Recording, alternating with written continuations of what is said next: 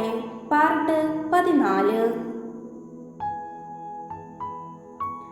അമല ദേഷ്യത്തിൽ മുറിയിൽ അങ്ങോട്ടും ഇങ്ങോട്ടുമായി നടക്കുകയാണ്. മോളെ, ഞാൻ പറയുന്നതൊന്ന് കേൾക്ക്. നിങ്ങളൊന്ന് പോയി തരൂ. നിങ്ങൾ പറയുന്നത് കേട്ടാണ് ഇവിടെ വരെ എത്തിച്ചത്. എനിക്കറിയാം ഇനി എന്ത് വേണമെന്ന്. അമ്മ ഇനിയൊരു പ്ലാനും കൊണ്ട് എൻ്റെ അടുത്തേക്ക് വരാൻ നിൽക്കേണ്ട. ആരുമില്ലെങ്കിൽ വൈശാഖ് അവൻ വയ്യെങ്കിലും ഇവിടെ കയറി കൂടാമെന്ന് വിചാരിച്ചു. അപ്പോൾ അതും നശിപ്പിച്ചു. മോളെ, ഞാൻ ഇനി എന്ത് പറഞ്ഞിട്ട് എന്താ കാര്യം? ഞാൻ നിങ്ങളുടെ മകളല്ലെന്ന് അറിഞ്ഞാൽ ഞാൻ ഇവിടെ നിന്നും പുറത്താണ്. ഞാൻ മാത്രമല്ല നിങ്ങളും. അതൊന്നും മറക്കണ്ട. നിങ്ങൾ എങ്ങനെയെങ്കിലും ഇവിടെ ആരെങ്കിലും ഒന്ന് കെട്ടാമെന്ന് വിചാരിച്ചപ്പോൾ നടന്നതൊക്കെ കണ്ടില്ലേ നിങ്ങൾ? നീ ഒന്ന് സമാധാനപ്പെട്. നമുക്ക് വഴിയുണ്ടാക്കാം. എന്ത് വഴി ഉണ്ടാക്കാമെന്നാ നിങ്ങൾ ഈ പറയുന്നേ? ഇപ്പോൾ ഒരുത്തിയെ കൊണ്ടുവന്നു. അവളെ കൊണ്ട് എന്തിനു പറ്റും? ഒന്നിനും പറ്റില്ല. പോവാൻ പറ അവളോട്. വലിയ ഡയലോഗെല്ലാം പഠിച്ച് കയറി വന്നിരിക്കുന്നു അമല ദേഷ്യത്തിൽ അത് പറഞ്ഞുകൊണ്ട് നോക്കുമ്പോഴാണ് വാതിൽക്കൽ അവളെ തന്നെ നോക്കി കൈ കെട്ടിക്കൊണ്ട് നിൽക്കുന്ന ഹാരതിയെ കാണുന്നത്. ഹാരതി ഒരു പുച്ഛച്ചിരിയോടെ അവളുടെ അടുത്തേക്ക് കടന്നു വന്നു. അങ്ങനെ എന്നെ മോൾക്ക് ഇവിടെ നിന്നും പറഞ്ഞു വിടാൻ പറ്റുമോ എന്ന് ഞാനൊന്ന് നോക്കട്ടെ. ഹാരതി സ്റ്റേജിൽ കയറി വന്നുകൊണ്ട് പറഞ്ഞതും, ഹലോ, ഇതെൻ്റെ വീടാണ്. ഇവിടെ കയറി വന്ന് നീ ശബ്ദമുയർത്താൻ നിൽക്കണ്ട. ഇവളുടെ കൂട്ടുകാരി ആ സ്ഥാനത്ത് നിന്നാ മതി. അത് നിങ്ങളുടെ തെറ്റിദ്ധാരണ മാത്രമാണ്. ഇവളോട് ചോദിച്ചു നോക്ക്, ശരിക്കും ഇവളും ഞാനും എന്താ ബന്ധമെന്ന്. ആരതി അവൾ പുച്ഛത്തോടെ പറഞ്ഞതും അമല ദേഷ്യത്തിൽ അവളെ നോക്കി. അമലേ, ആരാടിത്? അമ്മായി. നോ, അമല എന്ന് വിളിക്കാതെ സ്മിത എന്ന് വിളിക്ക്. എന്നാലല്ലേ അവൾക്ക് മനസ്സിലാകൂ. ആരതി, നീ പുച്ഛം വാരി അറിയുന്നത് ഒന്ന് നിർത്തുന്നുണ്ടോ? ഒന്നും അറിയാതെ നിൽക്കാൻ നീ എന്നോട് പറഞ്ഞ ഒരേ ഒരു കാര്യമാണ് ഈ വീട്ടിൽ കയറണം എന്നത്. അത് ഞാൻ നടത്തി തന്നു. ഇനി നിനക്കെന്താ വേണ്ടത്? അമല അവൾ ദേഷ്യത്തിൽ അവൾക്ക് നേരെ നിന്നുകൊണ്ട് പറഞ്ഞതും, എന്തൊക്കെ നിങ്ങൾ ഈ പറയുന്നത്? എനിക്കൊന്നും മനസ്സിലാവുന്നില്ല. അമ്മായി. ഓ, അതിനല്ലേ ഞാനിവിടെ. ഞാൻ പറഞ്ഞു തരാം. ഈ നിൽക്കുന്ന സ്മിതയും ഞാൻ ഒരുമിച്ച് പഠിച്ചതാണ്. അവൾ എങ്ങനെ ഇത്രയും വലിയ വീട്ടിൽ കയറി കൂടിയെന്ന് എനിക്കും അറിയണമല്ലോ. ഞാൻ ആരവിനെ പ്രണയിച്ച് നടന്ന സമയത്ത് ഇവളുടെ അത്ര ഈഗോ വേറെ ആർക്കും ഉണ്ടായിട്ടില്ല. അവസാനം പൊട്ടിപ്പൊളഞ്ഞപ്പോഴും കളിയാക്കാൻ ഇവൾ തന്നെയായിരുന്നു മുമ്പിൽ. അപ്പോൾ അങ്ങനെ വെറുതെ വിട്ടാൽ പറ്റുമോ? അങ്ങനെയുള്ള സ്മിത എങ്ങനെയാണ് അമലയായതെന്ന് എനിക്കും അറിയണമല്ലോ. പാവസ്മിത ഒരു ദിവസം കൂട്ടുകാരി എല്ലാം കൂടെ പാർട്ടിയിൽ വെച്ച് നന്നായി കള്ളടിച്ച് കയറ്റിയത് കൊണ്ട് അതിൻ്റെ പുറത്ത് ഞാൻ ചോദിച്ചതിനെല്ലാം ഉത്തരം നൽകി. അതെല്ലാം തെളിവായി എൻ്റെ ഫോണിലുമുണ്ട്. അവൾ എങ്ങനെ ഈ കുടുംബത്തിൽ കയറിയെന്ന് എനിക്ക് നന്നായി അറിയാം.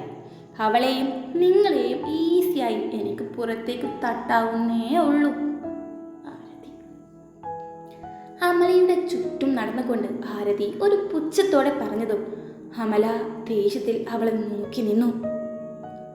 അമ്മായി അത് കേട്ട് ഞെട്ടിക്കൊണ്ട്, മോളെ എത്ര ദിവസവും ഇവിടെ നിന്നോ? ഇതൊന്നും ആരോടും പറയില്ലേ മോളെ? അമ്മായി അവർ ഞെട്ടിക്കൊണ്ട് ആരതിയോട് കെഞ്ചിക്കൊണ്ട് പറഞ്ഞതും, ഞാനായിട്ട് ഇപ്പം പറയാനൊന്നും പോകുന്നില്ല. അത് പറയാനുള്ള അവസരം ഇല്ലാതിരിക്കാൻ നിങ്ങളുടെ ഡ്യൂപ്ലിക്കേറ്റ് മകളോട് പറഞ്ഞേക്ക്. ഭാരതി അതും പറഞ്ഞ് പുച്ഛിച്ചുകൊണ്ട് അവൾ അവിടെ നിന്നും ഇറങ്ങിപ്പോയി. ഡി, എന്താടി ഇതൊക്കെ? നിനക്ക് എൻ്റെ മോളെന്ന സ്ഥാനം നൽകിയപ്പോൾ നീ അത് മുതലെടുത്തു അല്ലേ? ഇവൾ നിന്റെ കൂട്ടുകാരിയാണ്, നിന്നെ സഹായിക്കാൻ വരികയാണെന്നൊക്കെ പറഞ്ഞ് എന്തൊക്കെ നാടകമാ നീ എൻ്റെ മുമ്പിൽ കളിച്ചത്? അമ്മായി അവൻ ദേഷ്യത്തിൽ അവളെ പിടിച്ച് തള്ളിക്കൊണ്ട് പറഞ്ഞതു, ഒന്നും അറിഞ്ഞുകൊണ്ടല്ല, പറ്റിപ്പോയി. എനിക്ക് വേറെ വഴിയില്ലായിരുന്നു. പിന്നെ ഞാനും വെറുതെ ഒന്നുമല്ലല്ലോ നിങ്ങളുടെ കൂടെ ഇവിടെ വന്ന് നിൽക്കുന്നത്. അത് നിങ്ങൾക്കും അറിയാലോ. അമല ദേഷ്യത്തിൽ അവരെ നോക്കിയതും അമ്മായി ഒന്നും മിണ്ടാതെ നിന്നു. ഇനി ഇവളും കൂടെ നമ്മുടെ തലയിലാകുമോ? അമ്മായി, നമുക്ക് വഴിയുണ്ടാക്കാം. അമല.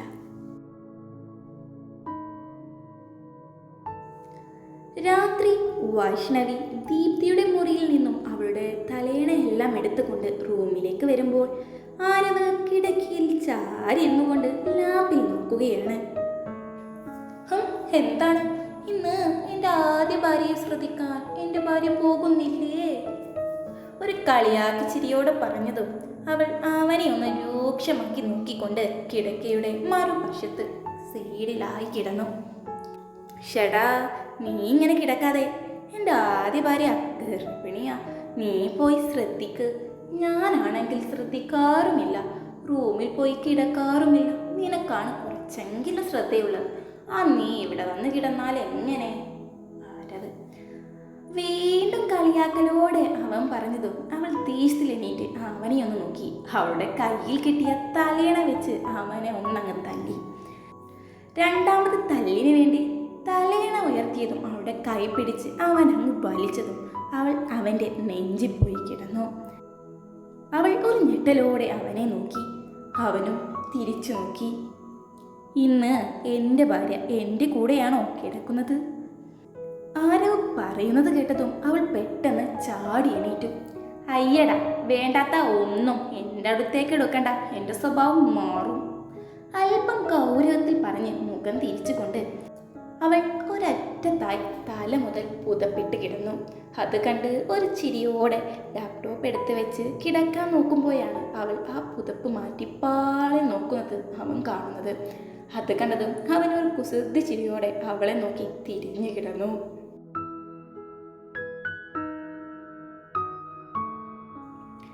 രാവിലെ വൈഷ്ണവി കണ്ണ് തുറന്ന് നോക്കുമ്പോൾ തന്നെ കാണുന്നത് അവളെ തന്നെ നോക്കി കിടക്കുന്ന ആരവിനെയാണ്.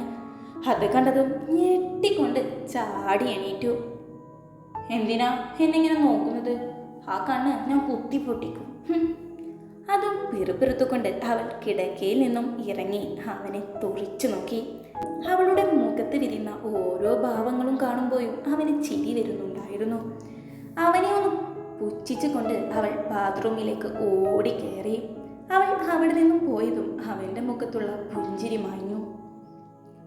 വൈഷ്ണവി അവൾ ആരായിരിക്കും? എങ്ങനെ ഇവിടെ വന്നു? അവളെ കൊല്ലാൻ ശ്രമിക്കുന്ന ഒരുപാട് പേര് അവൾക്ക് ചുറ്റും ഉണ്ടാവാൻ കാരണമെന്തായിരിക്കും? എങ്ങനെ ഈ ബാംഗ്ലൂർ നഗരത്തിൽ വന്നുപെട്ടു? ഉത്തരം കിട്ടാത്ത ഒരുപാട് ചോദ്യങ്ങൾ അവളെക്കുറിച്ചറിയാൻ എവിടെ വെച്ച് തുടങ്ങണം? ആദ്യം ഇവളെ ഞാൻ എവിടെ നിന്നാണോ കൊണ്ടുവന്നത് അവിടെ വെച്ച് തുടങ്ങണം. എന്തെല്ലാമോ ആലോചിച്ച് ഉറപ്പിച്ചുകൊണ്ട് അവൻ കിടക്കയിൽ നിന്നും ഇറങ്ങി. വൈഷ്ണവി ബാത്റൂമിൽ നിന്നും ഫ്രഷായി ഇറങ്ങിയതും ആരോ വാതിൽ മുട്ടുന്നത് കേട്ടതും അവൾ വാതിൽ തുറക്കാൻ പോയി. ആരവ് ബാത്റൂമിലേക്കും പോയി. വൈഷ്ണവി വാതിൽ തുറക്കുമ്പോൾ മുമ്പിലുള്ള സ്റ്റാഫായിരുന്നു. Madam, food. അത് കേട്ടതും അവൾ ഒരു പുഞ്ചിരിയുടെ അകത്തേക്ക് കൈ കാണിച്ചതും അവർക്കുള്ള ഫുഡ് അവിടെ വെച്ച് സ്റ്റാഫ് പോയി. വൈഷ്ണവി സന്തോഷത്തോടെ ഫുഡിൻ്റെ പാത്രങ്ങൾ ഓരോന്നായി തുറന്നു നോക്കിയതും അവളുടെ മുഖം വാടി. എന്ത് ഫുഡായത്? എന്നും ഇതൊക്കെ തന്നെയാണല്ലോ, എങ്ങനെ കഴിക്കും ഇതെല്ലാം? ഒരു വ്യത്യാസവുമില്ല. നാട് ഒരുപാട് മിസ് ചെയ്യുന്നു, കൂടാതെ എൻ്റെ അമ്മയെയും. എന്തോ ഓർമ്മയിൽ അവളുടെ കണ്ണുകളൊന്ന് നിറഞ്ഞു. എന്തോ ആലോചിച്ചിരിക്കുന്ന വൈഷ്ണവിയെ കണ്ടുകൊണ്ടാണ് അങ്ങോട്ട് ആര് വരുന്നത്. എന്താണ് മേഡം, ഫുഡൊന്നും ഇഷ്ടമായില്ലെന്ന് തോന്നുന്നു.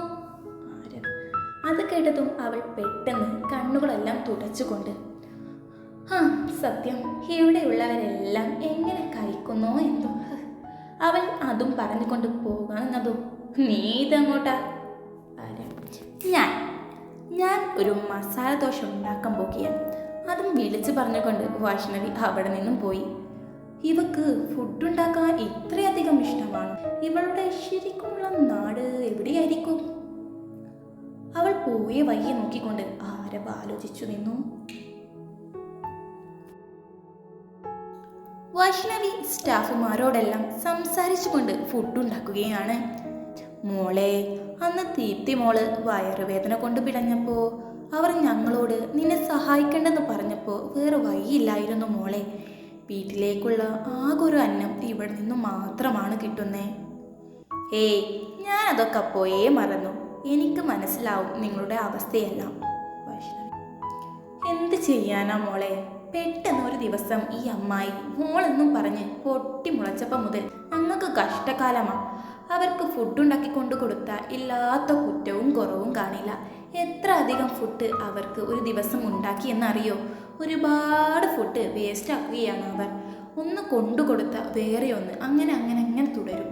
തീറ്റ കണ്ടാലോ പട്ടിണി കിടക്കുമായിരുന്നു എന്ന് വരെ തോന്നും. സ്റ്റാഫ് ആര്? അമ്മായിയും അമലയുമാണോ? അവരെന്താ പെട്ടെന്ന് പൊട്ടിമുളച്ചത് എന്ന് പറഞ്ഞത്? വൈഷ്ണവി സംശയത്തോടെ വൈഷ്ണവി അത് ചോദിച്ചതും. ഓ, അപ്പോ മോൾക്കതൊന്നും അറിയില്ലേ? സ്റ്റാഫ് ഇല്ല, എന്താ കാര്യം? വൈഷ്ണവി അത് ഇവിടുത്തെ ആരവ് സാറിൻ്റെ അമ്മായി എന്ന് പറയുന്ന ആളുണ്ടല്ലോ, വിവാഹം കഴിഞ്ഞ് പോയിട്ട് യാതൊരു വിവരവും ഉണ്ടായിരുന്നില്ല. എവിടെയാണോ എന്താണോ എന്നൊന്നും അറിയില്ല. അതിൻ്റെ വേദനയിലായിരുന്നു ഒരുപാട് കാലം ഈ കുടുംബം. ഇപ്പോൾ ഒരു വർഷം മുമ്പ് വീട്ടിലേക്ക് കരഞ്ഞു വിളിച്ചു കൊണ്ടുവന്നു. അവരുടെ ഭർത്താവ് മരിച്ചു, ആരുമില്ല എന്നെല്ലാം പറഞ്ഞുകൊണ്ട്. അവരുടെ ഭർത്താവാണെങ്കിലോ അവരെ ആരും സംസാരിക്കാൻ പോലും സമ്മതിക്കാതെ പീഡിപ്പിക്കുകയായിരുന്നു. അങ്ങനെ ഒരുപാട് കഥ ഇവിടെ വന്ന് പറഞ്ഞു. അങ്ങനെ സങ്കടം തോന്നിയ ഇവരെല്ലാം അവരോട് ഇവിടെ താമസിക്കാൻ പറഞ്ഞു. അവരാണെങ്കിലോ ഒരു മോളുള്ള കാര്യം ഇടയ്ക്ക് പറയാറുണ്ടായിരുന്നു. ഇവിടെയല്ല എവിടെയോ പഠിക്കുമായിരുന്നു എന്നെല്ലാം. ഒരു ദിവസം അവരെല്ലാം സംസാരിച്ചു കൊണ്ടിരിക്കുമ്പോഴാണ് ആരവിനെ അമ്മായിയുടെ മോളുമായി വിവാഹം നടത്തണം എന്ന് പറയുന്നത്. പണ്ട് എൻ്റെ വിവാഹം കഴിയുന്ന മുമ്പ് തന്നെ പറയാറുള്ളതല്ലേ, എനിക്കുണ്ടാവുന്ന കുട്ടിയും ഏട്ടൻ്റെ കുട്ടിയുമായിരിക്കും വിവാഹം ചെയ്യുക എന്നെല്ലാം. അതുകൊണ്ട് ചെറുപ്പം മുതലേ അവൾക്കൊരു മുറച്ചെറുക്കനുണ്ടെന്ന് പറഞ്ഞാണ് ഞാൻ അവളെ വളർത്തിയത് എന്നൊക്കെ അമ്മായി ഇവിടെ പറഞ്ഞു. അത് കേട്ടതും അവർക്കെല്ലാം വലിയ സന്തോഷം. അങ്ങനെ മോളെ പഠിത്തം കഴിഞ്ഞെന്ന് പറഞ്ഞ് മോളും ഇവിടെയായിരുന്നു പിന്നീട്. ഇതിൻ്റെ ഇടയിൽ അമ്മായിയും മോളും കൂടെ അങ്ങനെ അവരുടെ കോളേജിൽ എന്തോ ആവശ്യമുണ്ടെന്ന് പറഞ്ഞു പോയ അടുത്ത ദിവസമായിരുന്നു ആരവ് സാർ ദീപ്തി മേഡത്തെ കൊണ്ടുവന്നത്. ബാക്കിയൊന്നും ഞങ്ങൾ പറയേണ്ട ആവശ്യമില്ലല്ലോ. അടുക്കളയിൽ എന്തെല്ലാമോ അരിഞ്ഞുകൊണ്ട് നിൽക്കുമ്പോഴാണ് സ്റ്റാഫ് ഇതെല്ലാം പറയുന്നത്. വൈഷ്ണവിയാണെങ്കിലോ കാര്യമായി കഥ കേട്ട് ക്യാരറ്റും കടിച്ച് നിൽപ്പാണ്. ഓ, അപ്പോ ഇങ്ങനൊരു കഥയെല്ലാം ഉണ്ടായിരുന്നു. വൈഷ്ണവി ഞാൻ ഈ പറഞ്ഞ കഥയൊന്നും മോൾ ആരോടും പറയല്ലേ, എൻ്റെ പണി പോവും. മോള് മാത്രം ഞങ്ങളുടെ അടുത്തേക്ക് വന്ന് ഞങ്ങളോട് സ്നേഹത്തോടെ ഒന്ന് പെരുമാറുന്ന ഒരേ ഒരു വ്യക്തി. ആ സ്നേഹം മോളോട് എനിക്കുണ്ട്. ഞാനിതൊക്കെ ആരോട് പറയാനാ? എനിക്കിവിടെ മിണ്ടിയും പറഞ്ഞു നിൽക്കാൻ ആരുമില്ല. നിങ്ങളെയൊക്കെ അല്ലേ ഉള്ളൂ. ഇവിടെ കഥ കേട്ട് കേട്ട് നിന്ന് ഫുഡ് കഴിക്കാൻ ഞാൻ മറന്നുപോയി. ആരവിന് ഓഫീസിൽ പോകാൻ സമയമായി കാണും. അതും പറഞ്ഞുകൊണ്ട് അവൾ ഫുഡ് കയ്യിലെടുത്ത് അവിടെ നിന്നും വേഗം റൂമിലേക്ക് പോയി. റൂമിൽ വന്ന് ചുറ്റും നോക്കുമ്പോൾ ആരവ് അവിടെ ഇല്ലായിരുന്നു. ഓ, ഇത്ര പെട്ടെന്ന് ഓഫീസിലേക്ക് പോയോ? ഇനിയിപ്പോൾ ഇതെല്ലാം ഞാൻ തന്നെ കഴിക്കേണ്ടി വരുമല്ലോ. അതും വിചാരിച്ച് ഒരു ദീർഘശ്വാസം എടുത്തു വിട്ട് അവൾ കഴിക്കാനായിരുന്നു. തുടരും.